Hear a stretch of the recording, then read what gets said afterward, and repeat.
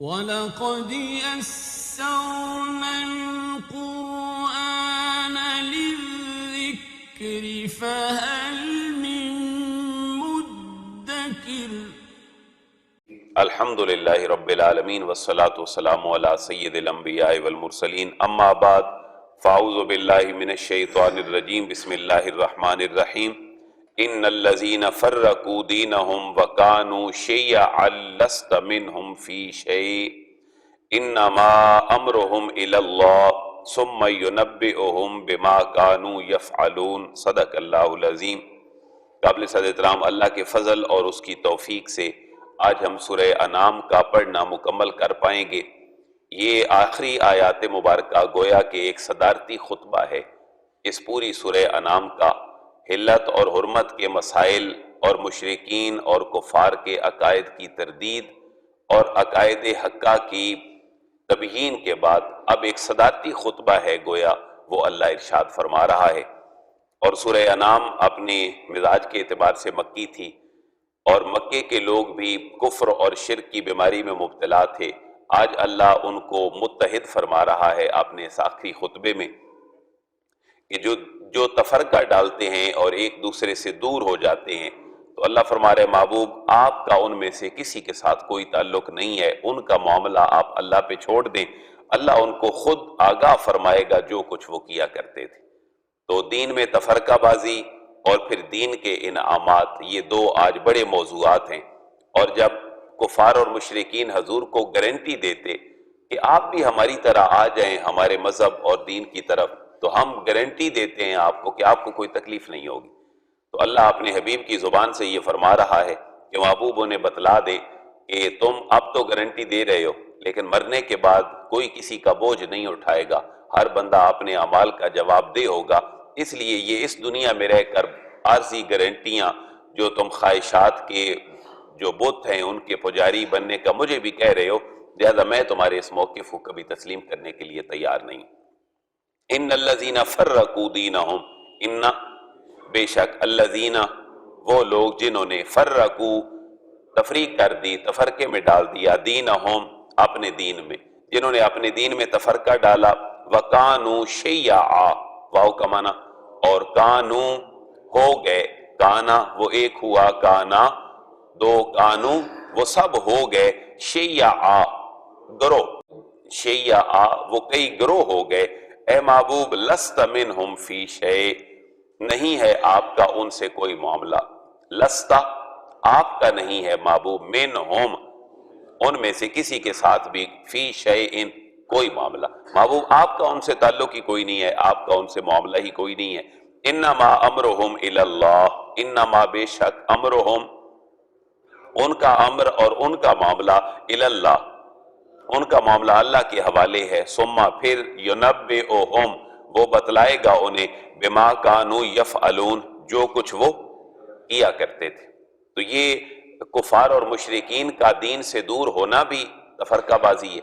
ہمارا خالق بھی ایک، مالک بھی ایک، اور ہر انسان کا پیدا کرنے والا تو کم از کم ایک ہے، اس کا باقی مذہب اور دین نبی کو مانے نہ مانے، قرآن کو مانے نہ مانے، لیکن اللہ فرما رہے محبوب ان کو یہ بتائیں کہ یہ تفریق انہوں نے کی ہے، میں نے تو ہر بندے کو اپنی قدرت کمال سے پیدا کیا ہے، تو یہ جنہوں نے مجھے میرے پیدا کرنے کے بعد بھی میری بات کو نہیں مانا، تو گویا کہ انہوں نے تفریق پیدا کر دی ہے، کوئی کفر میں مبتلا ہو گیا، کوئی شرک میں مبتلا ہو گیا۔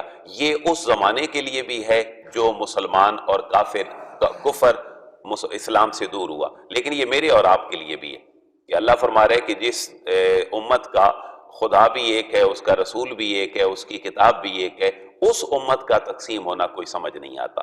کل کی کانفرنس میں ایک مصر سے دوست آئے، انہوں نے بڑا اچھا عربی میں اپنا مقالہ پڑھا، ایک بات انہوں نے بڑی کمال کی کہ جو ہندو ہیں آپ ان کو دیکھ لیں کہ وہ کروڑوں خدا کے پجاری ہونے کے باوجود بھی وہ ہندوازم میں مشترک ہیں، وہ ہر ایک اپنے الگ خدا کی پوجا بھی کرے تو سارے کیا کہلاتے ہیں؟ ہندو کہلاتے ہیں، لیکن ہمارا خدا بھی ایک ہے، ہمارا رسول بھی ایک ہے، ہماری کتاب بھی ایک ہے، لیکن ہم ایک دوسرے سے جدا ہیں۔ پھر علامہ اقبال کا شعر انہوں نے بڑا محبت بھرا پڑھا کہ منفعت ایک ہے اس قوم کی، نقصان بھی ایک، ایک ہی سب کا نبی، دین بھی ایمان بھی ایک، حرم پاک بھی، اللہ بھی، قرآن بھی ایک، کچھ بڑی بات تھی ہوتے جو مسلمان بھی ایک، فرقہ بندی ہے کہیں اور کہیں ذاتیں ہیں، کیا زمانے میں پنپنے کی یہی باتیں ہیں۔ مسلمان کیوں آگے نہیں بڑھ رہے، مسلمان کیوں نہیں پنپ رہے؟ اس کی ایک وجہ یہی ہے کہ ہم سارے اپنے اپنے گھر اور اپنے اپنے تھڑے کے حفاظت میں بیٹھے ہیں، دین ہمارا ماٹو اور مشن نہیں ہے۔ تو یہ دونوں چیزوں کے لیے ہے، کفر اور اسلام کے لیے بھی تفرقہ، اور مسلمانوں کے اندر بھی سیکٹیرینزم کی اللہ مذمت بیان فرما رہا ہے۔ محبوب لست منہم فی شیء، آپ کا ان سے کوئی معاملہ نہیں ہے، انما امرہم الی اللہ، ان کا معاملہ آپ اللہ پہ چھوڑ دیں، اللہ انہیں بتلائے گا بما کانوا یفعلون، جو کچھ وہ کیا کرتے تھے۔ اب یہ اسلام کا ریوارڈ اللہ بتلا رہا ہے، بھائی اسلام کیوں لاؤ، اسلام کی طرف کیوں آؤ؟ کچھ اسلام کے دو پہلو ہیں، ایک ڈرانے والا اور ایک تھوڑا سا موٹیویٹ کرنے والا۔ یہ جو معاملہ ہے یہ فضائل کے حوالے سے اللہ فرما رہا ہے کہ دائرہ اسلام میں آ جاؤ، اللہ تمہیں کتنا نوازے گا، کتنا بندہ پرور ہے وہ۔ من جاء بالحسنہ فلہ عشر امثالھا، جو ایک نیکی کرے گا اللہ اس کو 10 گنا زیادہ اجر عطا فرمائے گا، اور جو برائی کرے گا تو اس کو ایک برائی سے زیادہ اس کو سزا نہیں دی جائے گی۔ اللہ فرما رہا ہے اس احسار میں آ جاؤ جو میرا ماننے کا احسار ہے، تو پھر کوئی کمی بیشی بھی ہو گئی تو اللہ فرما رہا ہے میں اس کو پورا کر دوں گا۔ من جاء بالحسنہ، من جو جاء لائے یا کرے، بالحسنہ نیکی، جو کوئی نیکی کرے تو فلاح، فا کا معنی بس لام کے لیے، ہو اس کے لیے، فلاح بس اس کے لیے ہے، عشر امثالھا، عشر 10، امثالھا اس کی مثل 10 گنے اللہ فرما رہا ہے میں اس کو اجر دے دوں گا۔ ومن جاء بالسیئہ، اور جو کرے گا کوئی برائی تو فلا یجزا الا مثلہا، یہ کتنی بڑی بندہ پروری ہے اللہ کی اپنے بندہ مومن کے ساتھ۔ فلا یجزا، اس کو جزا اور سزا نہیں دی جائے گی، الا مثلہا، مگر اسی کے برابر۔ نیکی کرو گے تو 10 گنا ثواب، اور اگر برائی کرو گے تو صرف ایک برائی کا جو عذاب۔ وہم لا یظلمون، واو کا معنی اور، ہم کا معنی ان سب کے اوپر، لا یظلمون کسی قسم کا کوئی ظلم نہیں کیا جائے گا۔ یہ اصل میں تھا یظلمون، ظالم یظلم، یظلم یظلمان یظلمون، لیکن اس سے ایکٹیو نہیں بلکہ پیسو بنا دیا گیا۔ یظلم اس ایک کے اوپر ظلم کیا جاتا ہے، یظلمان 2 کے اوپر، اور یظلمون سب کے اوپر ظلم، ان سب کے اوپر کوئی ظلم نہیں کیا جائے گا۔ اب ان کے اس موقف کا جواب ہے جب اہل مکہ حضور کو کہتے کہ جی کوئی بات نہیں، آپ کبھی کبھی ہمارے پاس آئیں تو صحیح، ہمارے پاس بھی بیٹھ کر دیکھیں ہم کیسے بتوں کی پوجا کرتے ہیں، چلیں آپ کو اگر نقصان کا خدشہ ہے تو ہم گارنٹی دیے دیتے ہیں کہ آپ کو کسی قسم کا کوئی نقصان نہیں ہوگا۔ اللہ فرما رہے ہیں محبوب ان کو بتلائیں کہ کیا میں اپنے رب کا صراط مستقیم چھوڑ دوں، جس رب نے مجھے پیدا کیا ہے، میں ملت ابراہیمی چھوڑ دوں؟ قل اننی ہدانی ربی الی صراط مستقیم، قل محبوب آپ فرما دیجئے اننی بے شک میں، اور میرا معاملہ کیسے ہے، ہدانی مجھے ہدایت دی ہے، اننی ہدانی بے شک مجھے پہنچا دیا ہے میرے رب نے، الی صراط مستقیم، صراط مستقیم پہ، اللہ نے میرے رب نے مجھے صراط مستقیم پہ پہنچا دیا ہے۔ اور وہ کیسا صراط مستقیم ہے، دینن قیما، دینن قیما مستحکم دین، جو صرف انفرادی نہیں ہے، جو صرف خلوت والا فیلنگز والا دین نہیں ہے، بلکہ وہ پریکٹس والا دین ہے اور پریکٹیکیبل ہے، پوری دنیا کے ہر بندے کے لیے وہ قابل عمل ہے، بلکہ مشرق مغرب اور شمال جنوب کے ہر شخص کے ہر مسئلے کا مکمل حل اس دین کے اندر موجود ہے۔ یہ مستحکم دین ہے، دین ان کے یہ مستحکم دین ہے، ملت ابراہیم حنیفہ، جو ملت ابراہیمی ہے اور حنیفہ اور حق کی طرف جو صرف مائل ہونے والی ہے، یکسو ہے، میں تو صرف ان کا پیروکار ہوں، اس ملت ابراہیمی کا جو ملت ابراہیمی جس شخص سے چلی وہ خود بھی یکسو تھا اور اس کی ملت بھی یکسو ہے، لہذا میں کیسے تمہاری طرف آ سکتا ہوں؟ وما کان من المشرکین، واو کا معنی اور، ما نہیں، کانا تھے، من المشرکین مشرکوں میں سے، جناب ابراہیم خلیل اللہ اور آپ کی ملت اور آپ کے پیروکار تو مشرکوں میں سے نہیں تھے۔ اب ان کو ایک بڑی پرانی بات یاد دلائی جا رہی ہے۔ یہ صورت نازل کہاں ہوئی؟ مکہ میں، اور مکے کے لوگ کفر و شرک کی بیماری میں مبتلا تھے، ان کو کہا جا رہا ہے ذرا اپنے آباء و اجداد پہ تو نظر دوڑاؤ، یہ حرم جس کے تم محافظ بنے بیٹھے ہو، جس کی کمائیاں تم کھاتے ہو اور ننگے ہو کر طواف بھی کرتے ہو، ذرا دیکھو اس کو تعمیر کس نے کیا تھا، ابراہیم خلیل اللہ نے کیا تھا، ان کے بیٹے اسماعیل ذبیح اللہ نے کیا تھا، جن کے تم وارث بنے بیٹھے ہو وہ تو ایسے نہیں تھے جیسے تم ہو، لہذا ایک جملہ کہا وما کان من المشرکین، تمہارے بڑے تو ایسے نہیں تھے، تم ایسے کیسے ہو گئے ہو، وما کان من المشرکین۔ اب ان کو بدلے کا جواب دیا جا رہا ہے کہ تم کہتے ہو میری طرف آ جاؤ، حضور کو، میرے نبی کو اللہ فرما رہے محبوب آپ اعلان کریں، قل ان صلاتی ونسکی ومحیای ومماتی للہ رب العالمین۔ محبوب آپ ان کو دو ٹوک اعلان کر دیں، قل فرما دیں، ان بے شک، صلاتی میری نماز، ونسکی میرا ہر نیکی کا عمل، کیونکہ ہر نیکی کے عمل میں قربانی ہوتی ہے۔ نسک کی معنی عموماً مفسرین نے کیا ہے قربانی، لیکن ہر نیکی کے کام میں قربانی ہے۔ کیسے کہ آپ کے پاس اگر زکوٰۃ دینی ہے تو قربانی دینی ہے، کمایا بڑی محنت سے ہے لیکن 100 روپے پہ 2.5 کی قربانی دینی ہے، اگر روزہ رکھنا ہے تو بھوک پیاس کی قربانی دینی ہے، اگر نماز پڑھنی ہے تو گرم بستر چھوڑنا ہے اور چل کے آنا ہے، لہذا نیکی کے ہر کام میں قربانی ہے۔ امام قرطبی لکھتے ہیں کہ نسک کا معنی جو ہے وہ ہر اطاعت والا عمل ہے جس کے اندر قربانی بھی داخل ہے، اور ہر نیکی کے عمل میں قربانی ہوتی ہے۔ برائی کے عمل میں شاید کوئی قربانی نہ ہو، کیونکہ برائی کا بظاہر بڑا چارم فل ایک ریوارڈ ہوتا ہے جو ہمیں مل جاتا ہے، لیکن نیکی کے اندر ہمیشہ قربانی دینی پڑتی ہے۔ لہذا محبوب آپ فرما دیجئے میری نماز، میری قربانیاں، ومحیای اور میرا زندہ رہنا، ومماتی اور میرا مرنا، للہ اللہ کے لیے ہے، رب العالمین جو سارے جہانوں۔ یہاں پر ایک بڑا مرکزی ایمان افروز نقطہ ہے اگر آپ اس کو سمجھیں تو، دیکھیں یہاں پر محیای و مماتی، میرا جینا اور میرا مرنا، لیکن آج امت کے لوگ ایک عجب ٹرینڈ میں مبتلا ہے کہ ہر بندہ جو ہے وہ اللہ کے لیے مرنا تو چاہتا ہے لیکن اللہ کے لیے جینا کوئی نہیں چاہتا۔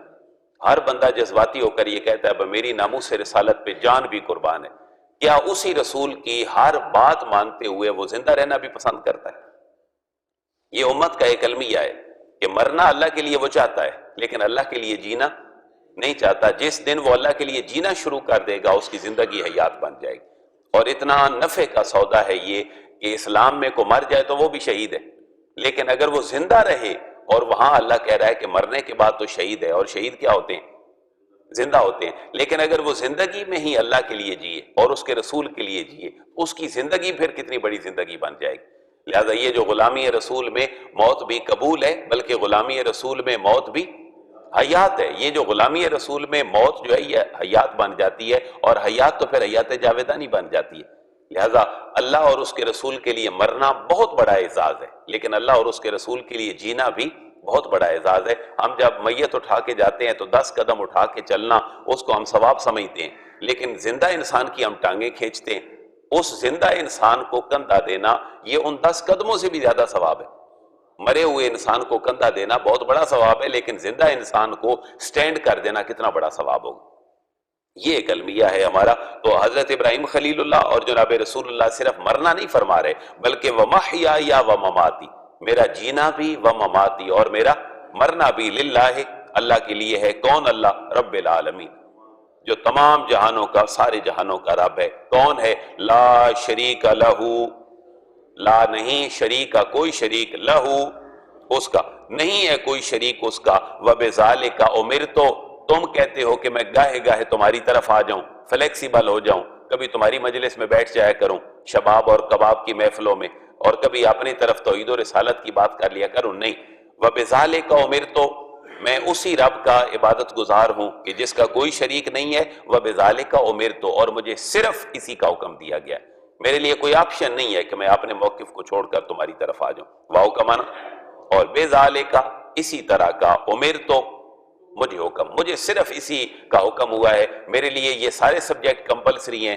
میرے لیے ان سبجیکٹوں کے اندر کوئی آپشن نہیں ہے کہ میں اپنے کمپلسری سبجیکٹ بھی رکھ لوں توحید و رسالت کے، اور ساتھ تھوڑا تھوڑا تمہارا شرک بھی آمیزش اس کی رکھ لوں، میرے پاس کوئی ایسی آپشن میرے رب نے، میرے نصاب ساز نے مجھے نہیں دی ہے۔ وَأَنَا أَوَّلُ الْمُسْلِمِينَ، واو کا معنی، اور آنا میں، اولو سب سے پہلا، مسلمین مسلمان ہوں، میں سب سے پہلا مسلمان ہوں۔ اب یہ اللہ کے نبی کی اس حدیث کی طرف بھی اشارہ ہے، میں اس وقت بھی نبی تھا، بلکہ سید جامع ترمذی کی حدیث مبارکہ ہے، کنت نبیا وآدم بین الروح والجسد، ابھی میں اس وقت بھی نبی تھا جب آدم کریم اپنی تکمیل کے مراحل میں تھے، اور دوسری بات یہ ہے کہ سب سے پہلا مسلمان اور سب سے پہلا معاملہ اللہ نے کیا ہی اپنے نبی کو پیدا، اور اس کے لیے حدیث نور ایک بڑی طویل حدیث مبارکہ ہے جس میں حضور فرما رہے ہیں کہ اللہ تعالیٰ نے سب سے ساری مخلوقات سے پہلے میرے نور کو تخلیق فرمایا، پھر ساری کائنات اسی سے اللہ تبارک و تعالیٰ نے بنائی۔ اس لیے وَأَنَا أَوَّلُ الْمُسْلِمِينَ کے یہ دونوں معنی ذہن میں رکھیں،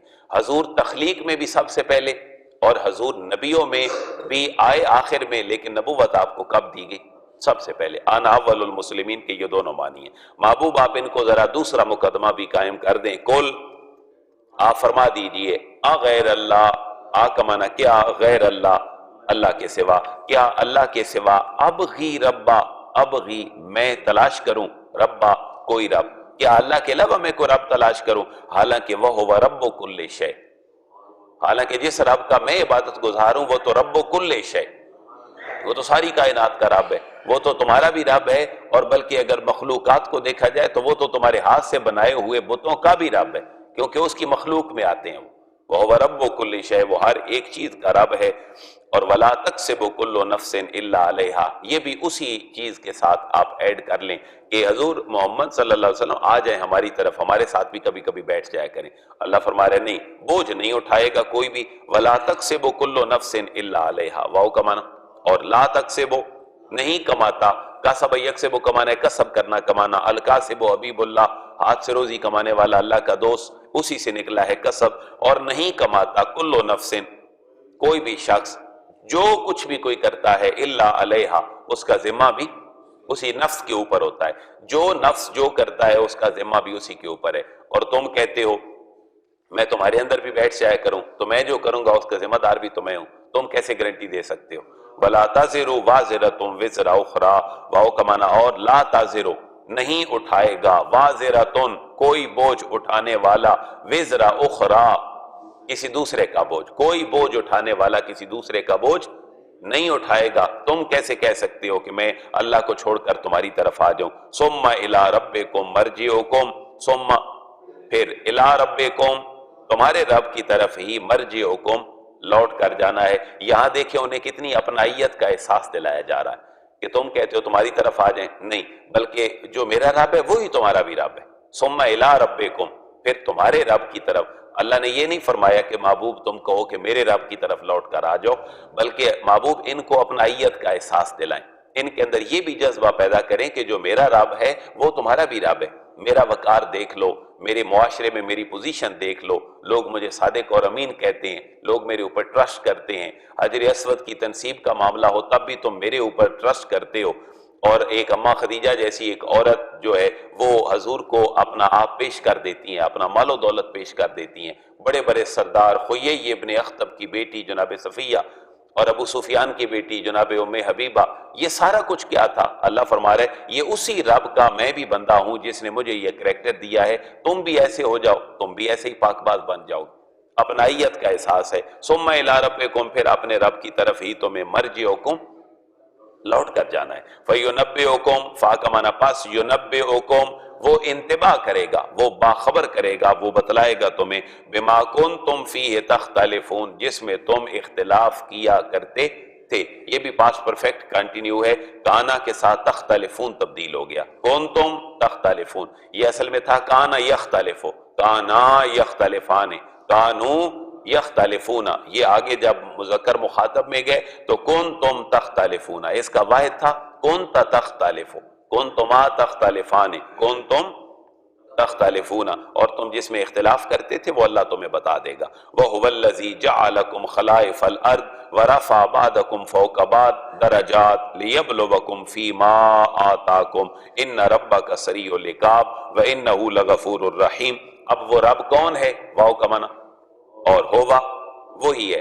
اب بھی پہلے اللہ نے اپنے آپ کو ان کا رب کہہ کر اپنائیت کا احساس دلایا ہے، اب اللہ ان کو یہ بتلا رہا ہے کہ تم بھی عام مسلمانوں کی طرح انسان ہو، جیسے عام مسلمان میرا خلیفہ ہے زمین پر، ایسے تم بھی میرے کیا ہو؟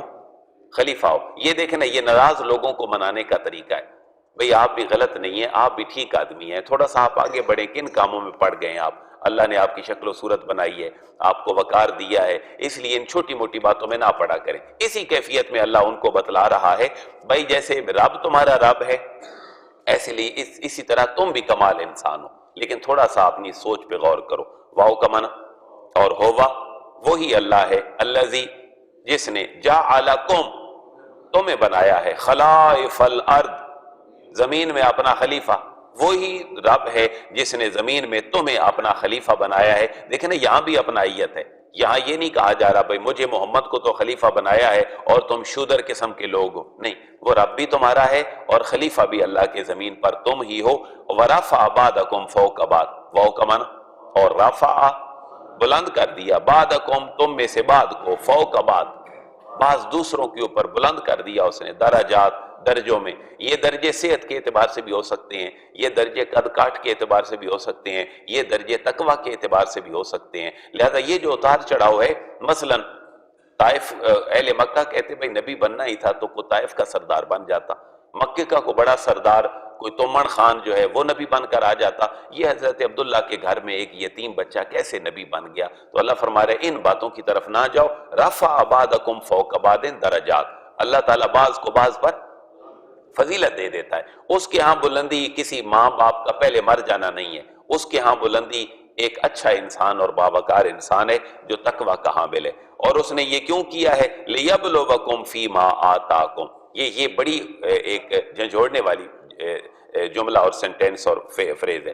لِيَبْلُوَكُمْ، یہ جو اس نے درجات رکھے ہیں بلند اوپر نیچے، یہ لِيَبْلُوَكُمْ یہ تمہیں آزماتا ہے، فِي مَا آتَاكُمْ جو اس نے تمہیں دیا ہے۔ کیسے؟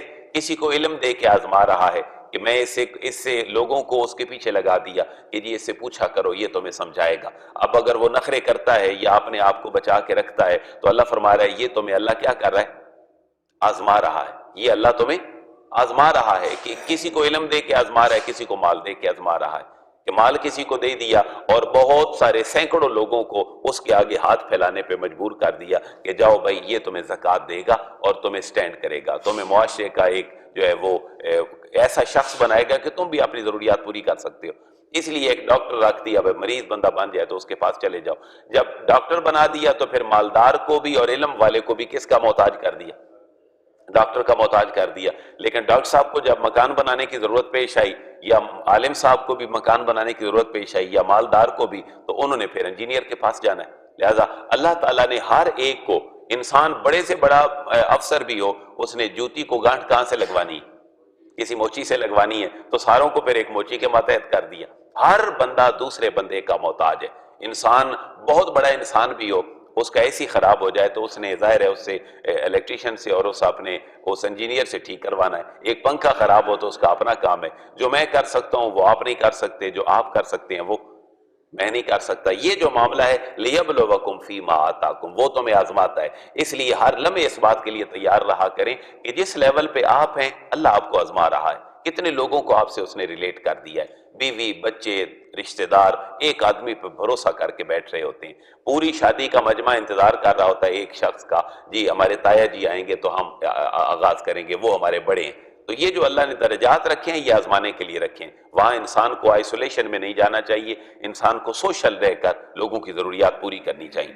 ان ربا کا سریع العقاب، ان بے شک ربا کا آپ کا رب سریع العقاب بہت جلد سزا دینے والا ہے، وَإِنَّهُ لَغَفُورٌ الرحیم، جو لوگ ڈر گئے جن کے رونگٹے کھڑے ہو گئے اس کی سریع العقابی سن کر ان کو ساتھ ساتھ ہوپ اور امید بھی دلا دی۔ وہ کیا ہے؟ وَإِنَّهُ لَغَفُورٌ الرحیم، وہ بخشنے والا بھی ہے اور رحم فرمانے والا بھی ہے، اور دونوں صفات اللہ نے ایک آیت میں اپنی بیان کر دی ہیں تاکہ کیوں انسانی فطرت میں دو طرح کی باتیں ہوتی ہیں، ایک بندہ دابا مارنے سے سمجھ جاتا ہے، ایک بندہ پیار سے سمجھ جاتا ہے، تو دونوں کو اللہ نے کیفیت بتا دی کہ سریع العقاب ایک دابا مار دیا، اس کے بعد ہے نہیں پیار سے بھی غفور الرحیم، بھائی جو وہ بات نہیں سہ سکتا وہ بہت بخشنے والا بھی ہے اور رحم۔ اس سے پتہ یہ چلا انسان دو طرح کی باتیں سمجھتے ہوتے ہیں، کچھ سختی کی سمجھتے ہیں، کچھ نرمی کی سمجھتے ہیں۔ اللہ تعالیٰ نے بندوں کو یہ ڈیل کیا ہے۔ اب ایک تربیتی پہلو میں آپ کو عرض کر دوں کہ ہم اپنے جہاں جہاں ہم گائیڈین ہیں